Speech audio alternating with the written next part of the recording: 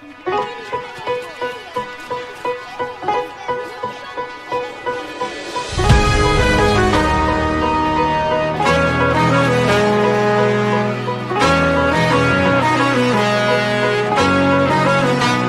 not God's problem, we are God's children.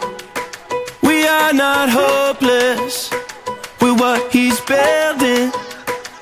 We can be unfinished and still be His image, and bringing the light to the land of the living. We're not God's problem, we are His children. So don't let nobody tell you otherwise. The truth is in your Father's eyes, and anything else is a lie. It's a lie, it's a lie, it's a lie. When the Savior meets human nature, somehow the world don't seem so empty anymore. When the Savior meets human nature, that's all we gotta do is open the door and say, come on in, come on in, come on in. And say, come on in, come on in, come on in.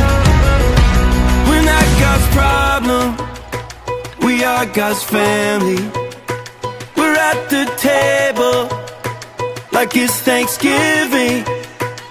He's not mad, but He loves you madly. You see what you've done, but He can see what you will be. We're not God's problem, we are God's family. When the Savior meets human nature,